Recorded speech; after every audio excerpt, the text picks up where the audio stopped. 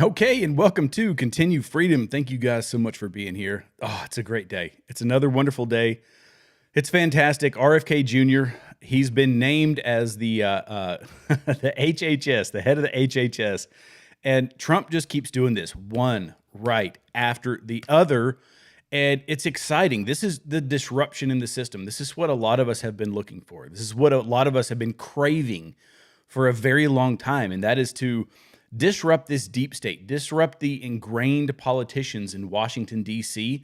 that have been keeping their thumb, not their thumb, been keeping their boot on the neck of the American people. And these are disruptors.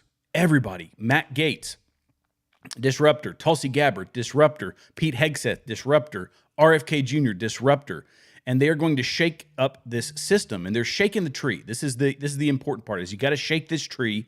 You got to get everybody jostled up, and you got to see which people are coming out of the woodwork to fight against this. To say, hey, stop doing this, stop it, stop it, stop it. We liked it the way it was, and the establishment folks are making themselves seen. But RFK Jr., he came out and he said, "Thank you, Donald Trump, for your leadership and courage. I'm committed to advancing your vision to make America healthy again. We have a generational opportunity to bring together the greatest minds in science, medicine, industry, and government to put an end to the chronic disease epidemic." If you all don't know, RFK Jr. he said this several times in interviews, but years ago, he had a daily prayer where he was actually praying, "God, give me an opportunity to fix this chronic disease epidemic." It's something that he's wildly passionate about. And this is kind of the beauty of this campaign is people that are passionate about certain things, they are very focused and honed in on certain things, have now been given the opportunity to fix those things that they were passionate about. Pete Hegseth has been passionate about fixing, the situation for veterans. He's spent a lot of time, and we'll go into his bio here in a little bit. I think I've got that in my notes, but nonetheless, he's been passionate about veterans, about our soldiers, about setting the military up to fight wars, not to be woke and not to, feed into this leftist narrative. So he's now been given the opportunity to do that. Tulsi Gabbard, talking about foreign wars. She's now going to have access to all the information. As the director of national intelligence, she's going to have access to all the information. And she can analyze that with her team and determine what we should or should not be involved in. And RFK Jr. has been passionate about the health of Americans, in particular American kids and future generations, and he has been given the opportunity to do that. And it is unbelievable how many folks have come out against this. Now, I have to show you this kid. He's a kid.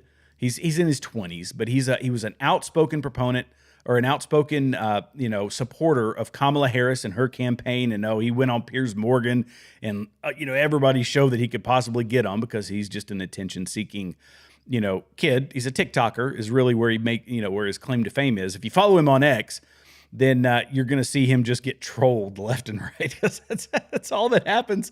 But Harry Sisson came out and said, RFK Jr., being the HHS secretary, is incredibly dangerous. This is bad for everyone, including Trump voters. They just don't know it yet. Oh, taken from straight from the mouth of a 20-something with no life experience whose only claim to fame is being big on TikTok. And he says, trust me when it comes to the health of American kids, when it comes to the health of American citizens. And you know what, Harry Sisson? I think I'm going to go ahead and trust the 70-year-old with a six-pack over the kid who just started hitting the gym 10 minutes ago.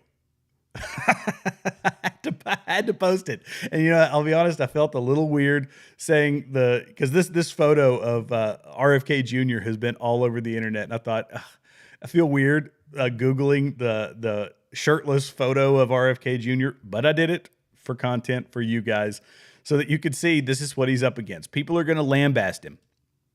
And the establishment itself, the office that he's going to take over, right, is already rejecting him. This is the antibody reaction that I talk about all the time.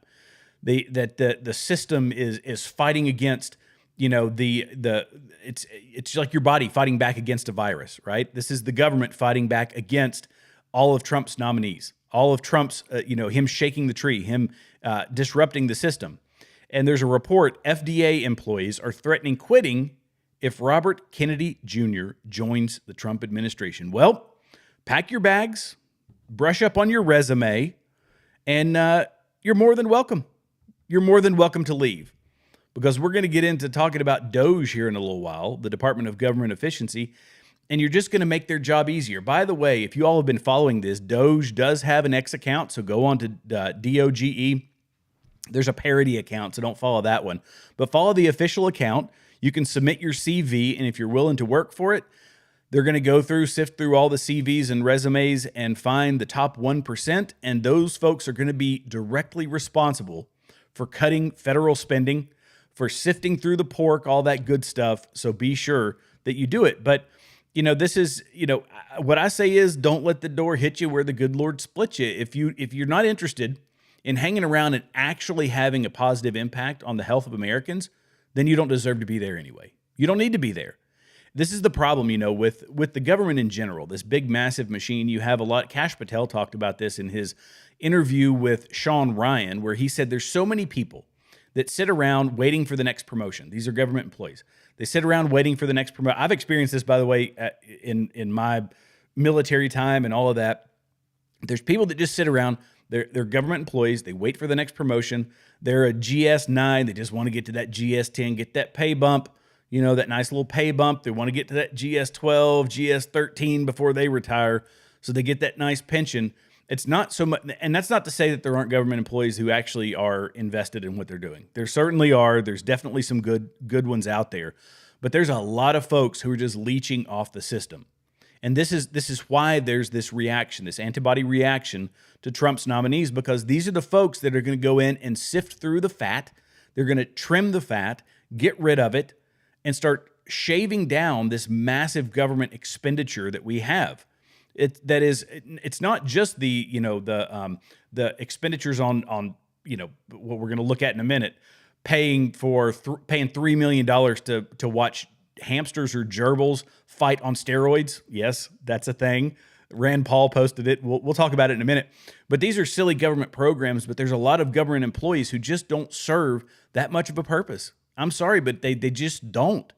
They sit there and collect a paycheck. They work minimal hours. If you've ever seen government employees, they have very, very friendly hours. And some of them go above and beyond because they love their country, because they believe that they're serving a purpose. And I say this in DOD employees. There are some who really put a lot of effort into what they do, and they are very invested in what they do, and they serve a valid purpose. But there are a lot of them that do not, and they need to go. But with these, with these appointments and with Trump shaking the tree, you have, this is blowing up social media. So it's all over X and YouTube and Instagram and all that kind of stuff. People are getting in on the action. And Elizabeth Warren is not immune. She's not immune to getting in on the action. And Elizabeth Warren, she came out and she said that RFK Jr. poses a danger to public health, scientific research, medicine, and healthcare coverage for millions. Well, RFK is, look, I don't buy into RFK on every possible level, because RFK is a left-wing guy in a lot of respects. That's why Donald Trump was very open about the fact that, look, he's staying away from the liquid gold. We're not letting him. I got it. He loves the environment. We want to drill that. We want to drill, baby, drill, but we're not going to do it to the detriment of America, to the detriment of our economy. We want to drill, baby, drill so that we can get our economy back on track. And RFK is an environmental lawyer. That's what he's done for the bulk of his life. And he's done some amazing things, I'm sure. But he's also done some things that I probably wouldn't agree with. But to say that this guy is going to stop healthcare coverage for millions, this guy probably sides on the left-wing, perspective, which is universal healthcare, that sort of thing. And I'll be honest, I've said this before, and I openly say this. If we weren't spending $1.5 trillion over what we're bringing in every year in tax revenue, if we had a balanced budget, if we had, elected representatives who were as concerned about saving the American people money and being responsible with our tax dollars as they were about insider trading and making millions so that they could go and get jobs as lobbyists for the people that got them elected, then I would, and we were in a more stable environment, I would be okay looking at some sort of a universal health care. I don't think that it's ever worked. I don't think that it's, maybe somebody can find some fanciful way to make that work. I don't think that it could, but we could actually explore that if we were in a better financial situation. But we are in, and fiscally speaking, a death spiral in America. And so we can't do it. But RFK Jr. is not one of the guys who's going to come out and say, do away with universal health care or let's throw that off the table. No, he's just saying, I want to make Americans healthy. I don't want our kids having these autism problems. I don't want our American kids having obesity problems.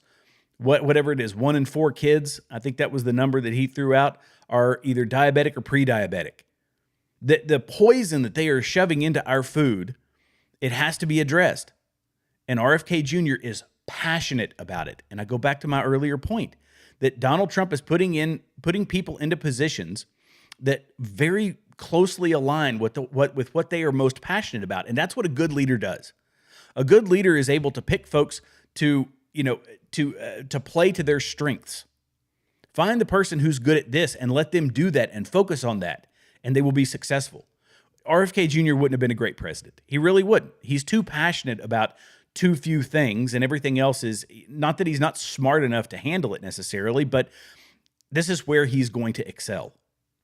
And I mean, it's awesome. I love it.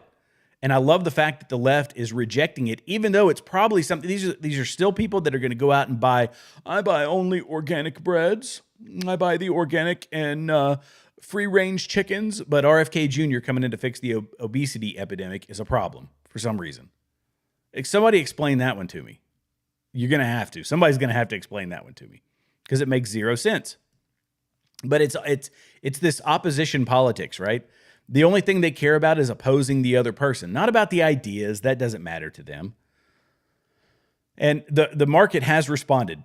So this is kind of crazy. And RFK Jr. has come out and said, I'm not anti-vax. I just believe that there need to be, certain studies done on the vaccines that they haven't been able to produce. When he sued them to get the data from all the human trials that they had done on vaccines, they couldn't produce the data. So they're essentially doing human trials on us as Americans. And that's problematic. And RFK Jr. recognizes that that's problematic. And so after he was named the HHS chief, pharmaceutical stocks are in free fall after his being named HHS secretary, after becoming okay. So Moderna is down 30.6%. Novavax is down 42.7%. And BioNTech is down 11.2%. They've all tumbled since the announcement as investors fear a dramatic shift in U.S. health policy. Well, one of the big things that RFK Jr. has been talking about is the vaccine schedule. It is gone up exponentially. So even since I was a kid, I'm 43 years old, it's gone up exponentially since I was a kid. And they're shoving all this stuff into these children, all these drugs into these kids. And the market is now saying, oh, well, now we've got a guy who's might hold us accountable. He might hold us accountable. And the shareholders say, this ain't good. Look, so this is going to cost them a ton of money to go through and do the testing that they haven't done, if that's something that they force on them. And they should, by the way. They should force them to do those things. Why in the world would we put experimental stuff into our kids? Experimental, and I'm on YouTube, so I'm probably off by now. But oh well, it is what it is. I'm not going to lose sleep over it. It is what it is. But I don't know. Y'all tell me in the comments what you think. I mean, does this amp you up?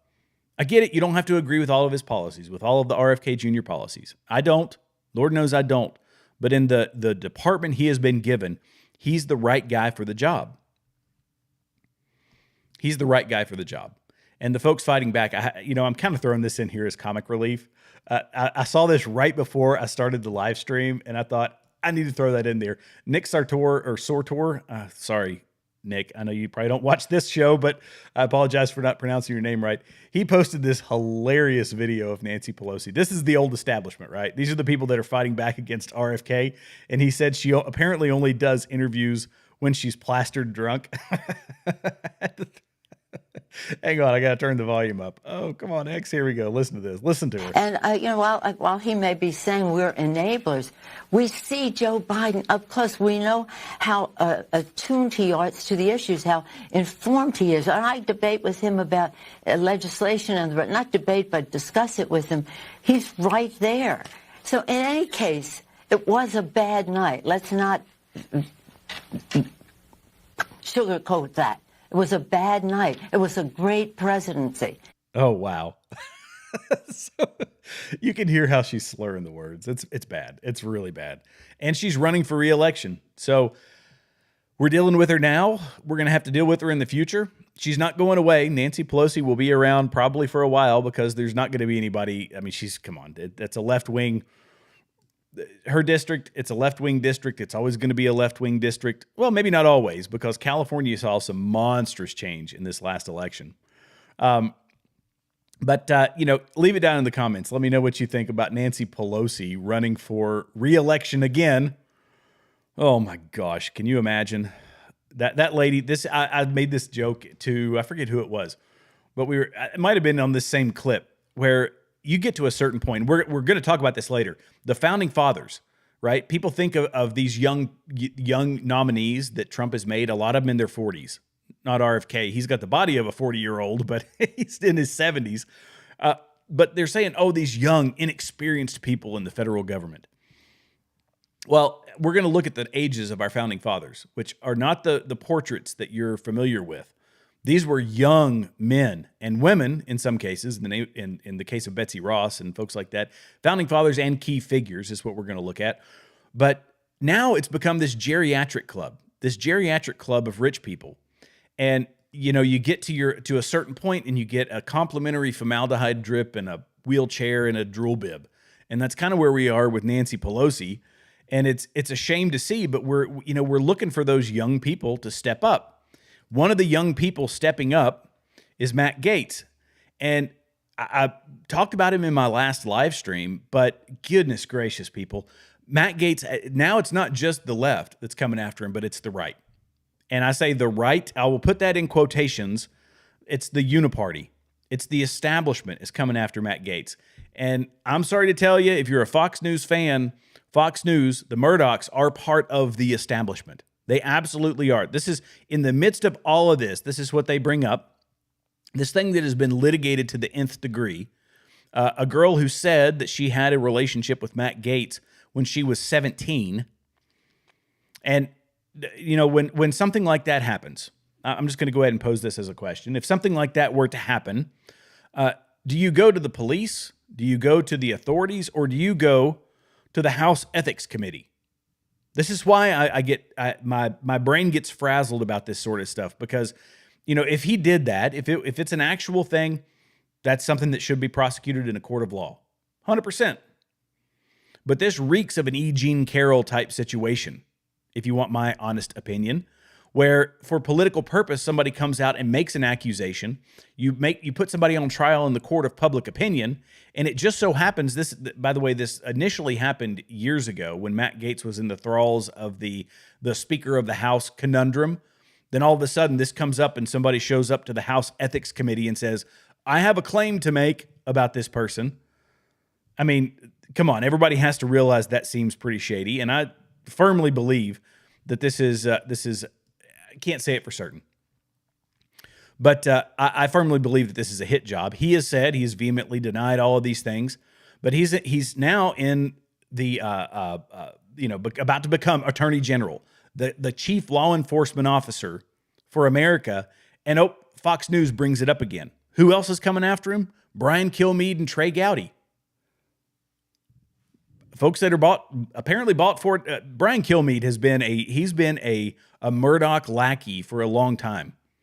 He's the guy that bashes anybody who says we shouldn't be pumping billions and billions of dollars into Ukraine or billions and billions of dollars into Israel. He's a war hawk through and through. He's going to back that party line. Trey Gowdy is, I always thought, he was a bulldog when he was in the House. He was a true bulldog in the House, and he was a principled guy.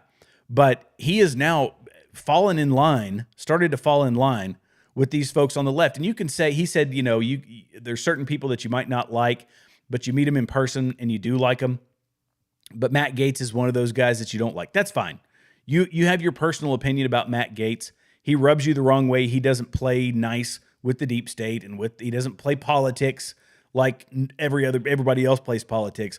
But Trey Gowdy has really flipped the script, and I am truly disappointed in where he's gone with all of this. Coming out straight in line with the Murdochs, with Fox News, and it's a shame. It's an absolute shame. But I don't know. It's when I start seeing Fox News do it, and then the echoing it is John Bolton, which everybody's, if John Bolton is saying this is a bad decision, you probably ought to start saying, it's not too bad. Yeah, I could get along. I can get on board with this.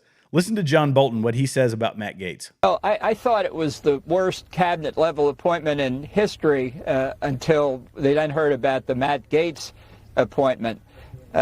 Really, my reaction was that this is like the legend of Caligula, the Roman emperor, who wanted to nominate his horse as a Roman consul. You had to be a Roman senator at the time to be a consul, and it was intended to show how demeaned and degraded the Roman Senate had become. So now we're going to see whether the American Senate can stand up and reject two people who are totally unqualified, unfit professionally, and really lacking in the moral characteristics, the character that you need to hold these jobs. Okay, so let's talk about John Bolton, by the way. John Bolton is of recent fame from Donald Trump saying, I used to take him, he said, this guy was such a psycho that I used to take him into meetings just so people would think that I was going to go to war with him. Because he said somebody shoots a little drone down somewhere, and the first thing John Bolton wants to do is go to war with Iran or go to war with some other country.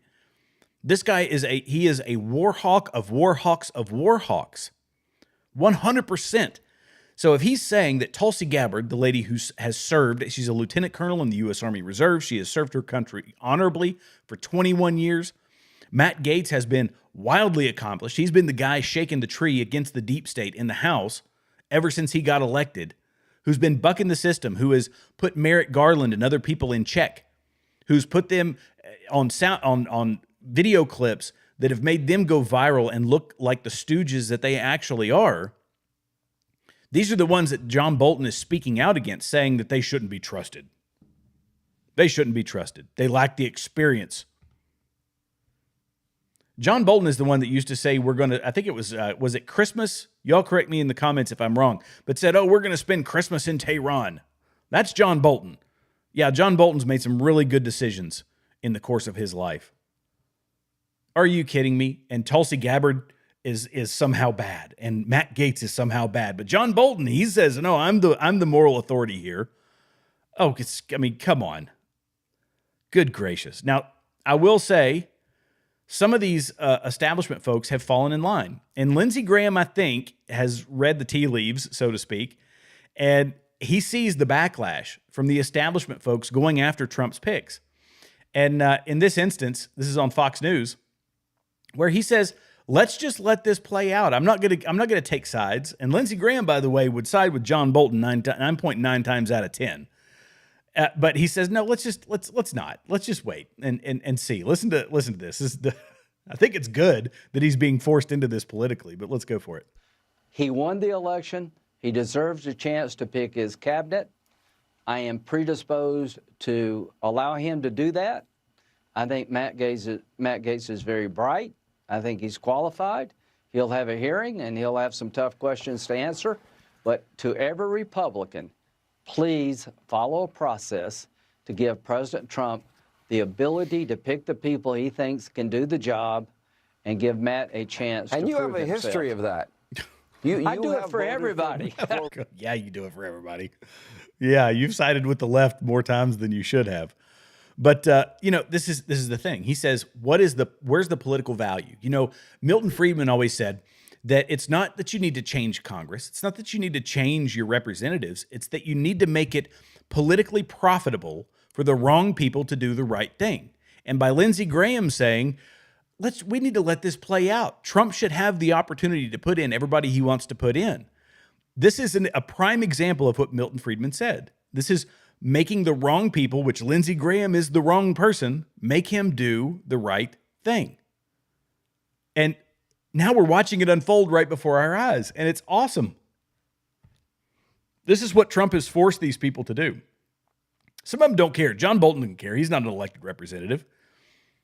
He's a pundit. That's it. That's what he does. I'm going to assume, I don't know what he's doing right now, other than, I don't know, writing books or, getting paid as a Fox News contributor and an MSNBC contributor, a CNN contributor, which I'll probably pay him, 6 figures each. He's making a few $100,000 a year just yapping on mainstream media. But Lindsey Graham's still in office, and he's saying, hold up, this isn't going to be politically profitable for me to go against Donald Trump, because I've watched what's going on online. I can read my X feed and see that everybody is amped up about Matt Gaetz. They're amped up about Tulsi Gabbard, Pete Hegseth, about Matt Gaetz. And so it's not going to behoove him in a state in South Carolina where people were coming out in droves for Donald Trump. So at least we've got one of the RINOs on board, and that's a good thing. This is the power of the MAGA movement, and it's beautiful. It's beautiful. So the next thing I'm going to talk about, this is wow, this was crazy. Alex Jones, I don't know if you guys heard about this. If you guys heard about it, everybody's heard about this. Alex Jones lost InfoWars. InfoWars was sold to The Onion, of all places. And if you don't know what The Onion is, it's somebody it's like the Babylon Bee, only not funny. Only straight up leftist rag is what it really is the Babylon, is the Onion. And they bought InfoWars in a bankruptcy auction. And here's the crazy part. This was supposed to be an open air auction. People could go and bid on it, and we don't know what it sold for. But they wound up saying, no, we don't want that. We want it to be closed envelope bids, and we will make a determination about who is going to be allowed to buy this. The Onion has like 3 million members, so it's a small organization. They have a pretty large presence on YouTube, but nonetheless, The Onion is not some massive conglomerate like MSNBC, ABC, CBS. Alex Jones commanded tens of millions of views a week, like gargantuan, dwarfed The Onion. And yet The Onion was able to come in and buy it. And Alex Jones had set up some people. I had heard that Roger Stone and some other folks, I don't know exactly who it was. I don't think he's released it. But he had people set up to also bid on it so they could buy it. He could come back in, keep running InfoWars, and move forward. Well, they said, no, we don't want that. And this told us one thing, is that it wasn't about the money. This was about shutting up Alex Jones. And so The Onion acquired it. And they say, well, we're going to turn InfoWars into a satire site, and they're basically going to make fun of Alex Jones. This is probably one of the dumbest purchases I think that a company could have made, but they did. They made it. This was their decision. Fine, go for it. Knock yourself out. But they tried to shut him up. And here's the thing: within an hour of them coming into his building to seize his property without a court order, according to him, that he was live streaming again. The Alex Jones Network. This is what the left doesn't get. You can't shut the guy up. When you have a free speech platform like X, you can't just shut the guy down. You can shut down InfoWars. That's a name. Alex Jones is not just a name. Alex Jones is a guy who has established himself in this space. And look, it's not that I don't agree with everything Alex Jones says. I don't know, 10%, 20% of what he says turns out to be just wild conspiracy theory. But if you remember, one of the things that made its way around the internet was they're turning the frogs gay, is what he said. And everybody's like, what in the world? This is nuts. Well, RFK came out and said, yes, the fluoride in the water supply had some deleterious effects on frogs. Strange things made them males take on more female characteristics. It sounds nuts, but RFK Jr. came out and said this is true. There's scientific research to now show that this is true. So all this, and he's got thing after thing where he says these wild conspiracy theories and they turn out to be true.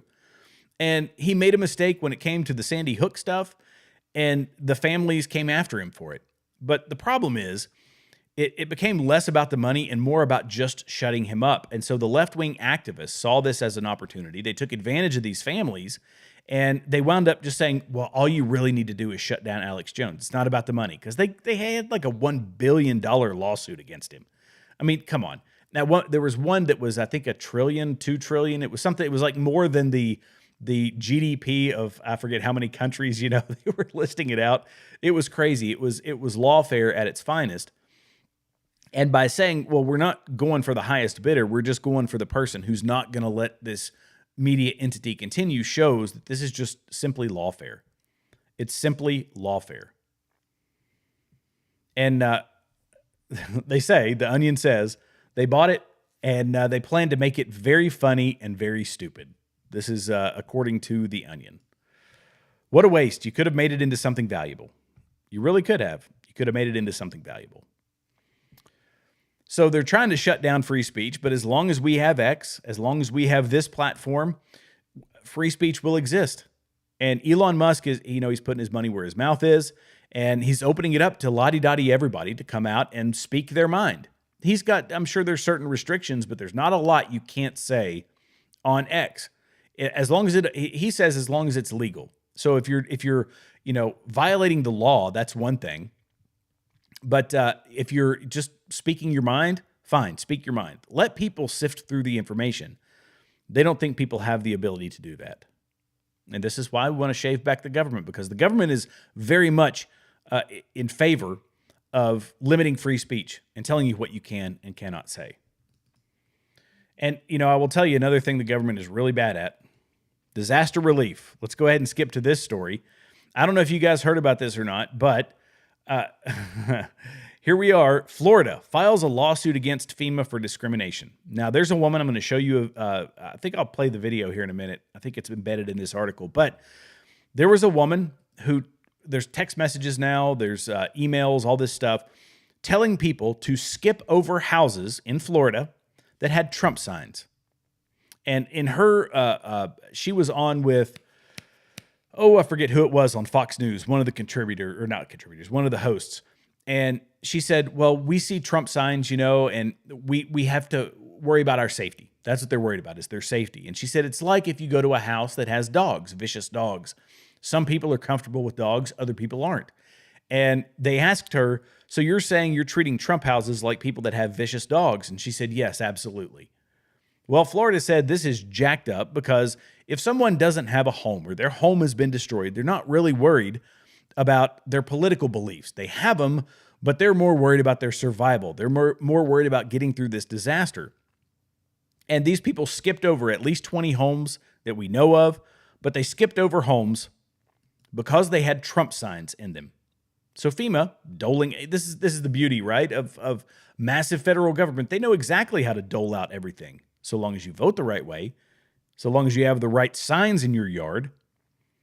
So Florida Republican Attorney General Ashley Moody is asking a U.S. District Court to declare that the federal emergency that FEMA violated state resident civil rights when it instructed relief workers to avoid homes with signs supporting President-elect Donald Trump and to award punitive damages. Moody on Thursday announced she had filed a motion that also requests a jury trial to determine whether FEMA took unlawful action in response to victims of Hurricane Helene in Milton. So at least 20 homes with Trump signs or flags in Lake Placid, Florida, were skipped from the end of October and into November due to the guidance, said Moody's court filing in U.S. District Court, Southern District of Florida, Fort Pierce Division. Come on. Seriously? She says it's because of safety precautions. Well, we have to be safe, right? Those Trump voters, those middle American people, they're dangerous people. In fact, let me go ahead and play this video for you. Andy No posted it, and it's from Fox News. But let me play it for you because it's well worth it, well worth the look and the listen. Go ahead and hear this. Feels uncomfortable, and someone feels uncomfortable. We can't go to that home. If you have loose dogs and someone on the team is comfortable with dogs and another person is not, we can't go to that home because of safety precautions. So you feared the Trump houses. The people on FEMA were fearing the Trump houses like they were fearing people with vicious dogs in their backyard. Exactly. And just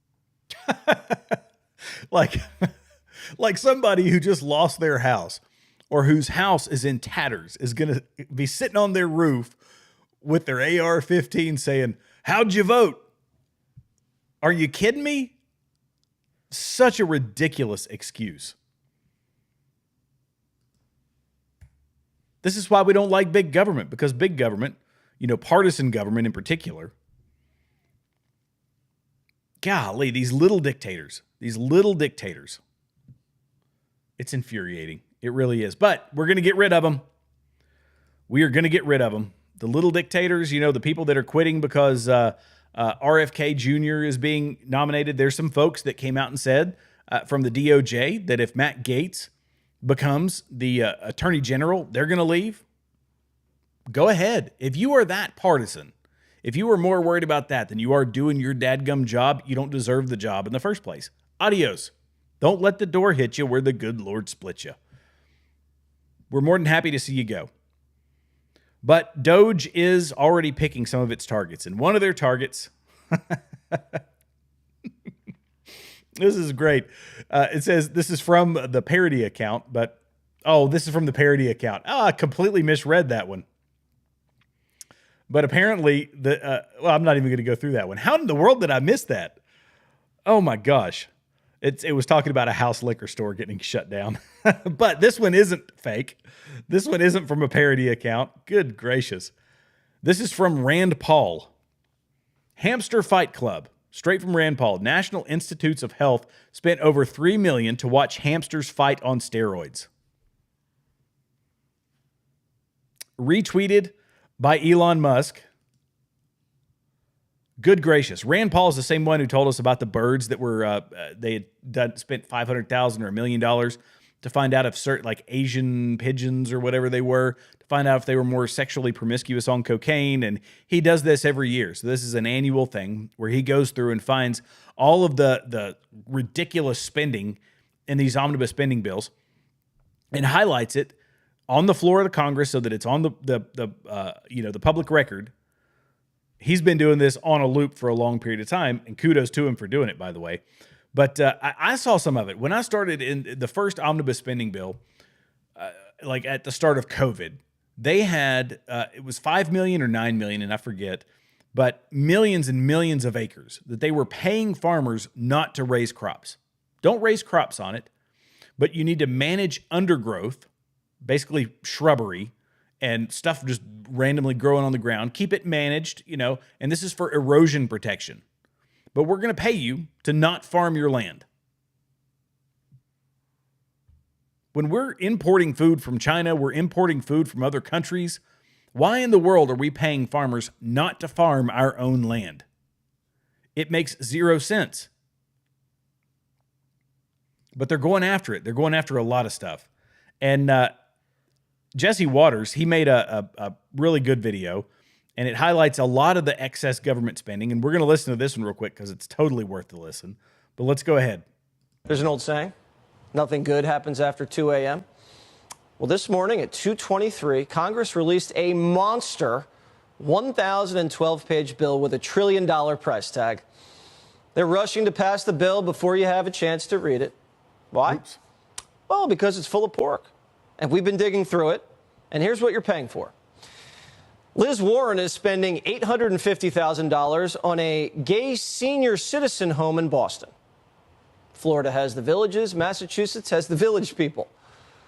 We're spending $15 million to pay for Egyptians' college tuition. Egyptian tuition, not Egyptians who live in America, Egyptians in Egypt. Egyptian tuition. So we pay for illegals to go to college here, and now we're paying for the tuition before I guess they even cross the border. Speaking of Egypt, Gold Bar Bob's sending 400 grand to a gay activist group that teaches elementary school kids about being trans. Not enough to keep you out of jail, Gold Bar. Sorry. Another $400,000 goes to a group that gives clothes to teens that help them hide their gender, like chest binders and tuckums. Parental permission not required. Even Dianne Feinstein, who unfortunately passed away long before the bill was written, has an earmark from the grave. $500,000 for a DEI zoo. The San Diego Zoo's getting $500,000 for an anti-racist nature appreciation program where high school kids from diverse backgrounds can observe wildlife. Jeez. Why do they need $500,000 to go to the zoo? Tickets are like $15. That should be enough for every congressman, especially the Republicans, to vote no. But this massive bill will probably be on Biden's desk this weekend. Yep. It's not going to stop. They know that it's there. They kind of write this off, right? Well, and you know, I saw this when I was in the military, and we were trying to do nation building in Iraq and in Afghanistan, and it's like, well, it's just a few 100,000, or it's just a few million here, a few million there, a few 100,000 here, a few 100,000 there. Next thing you know, those things add up. Thousands, I mean, come on, thousands make millions, millions make billions, billions make trillions. And next thing you know, you've got $1.5 trillion over, or $2 trillion over what you're bringing in every year. Because every little department says, well, it's just this little bit. And I've always had this little bit. And that little bit is what needs to be cut, or that department needs to be cut altogether. And Elon Musk, Vivek, they're saying they're going to do it. It's awesome. I love seeing it. Now, I'm going to hit a point here. This is a historical point, that because, you know, all these people disrupting this whole system, this massive government entity that we've created, and I said in my last video that the only way we could have moved, we've moved farther to the left. We continue to move left. We've been moving left for my entire lifetime, so for my 43 years on this earth, and yet we now have a kind of a death spiral of our economy, of our spending, and we have to make a drastic change. So we have to start moving towards the right. And Donald Trump is bringing in these young people. The establishment says they don't have the experience. They're too young. They don't have the experience. They don't have the knowledge. They don't know how to navigate this complicated government system. Let's go back to our founding fathers and some of the key figures. And this is on July 4th of 1776. The age of the people that built this country, that drafted our Declaration of Independence, that were there at the Constitutional Convention to draft our Constitution. Got it. Ben Franklin, he was 70 years old. Old man. James Monroe, 18. Charles Pinckney, 18. Aaron Burr, 20. John Marshall, 20. Alexander Hamilton, 21. Betsy Ross was 24 when she knitted that beautiful flag. John Paul Jones, 24. Henry Knox, 25. James Madison, 25. Jefferson was 33. John Hancock, 39. George Washington was 44 years old. The average age of a senator now is 65, and a representative is 58. It is time for young blood. And by the way, representatives, the average age has gone down, thankfully. We can sit and not criticize the youth of America today and say, look, they're woke. There's, you know, all these issues. Well, if you listen to Dana White, if you like to watch MMA, Dana White has told his kids that if you work hard, you are principled, you will be successful, you will run roughshod over the average American kid. And this is where we are. We have to pluck the best and brightest from our younger folks, from my generation. We have to pluck the best and brightest and put them into leadership positions to change the course of this country.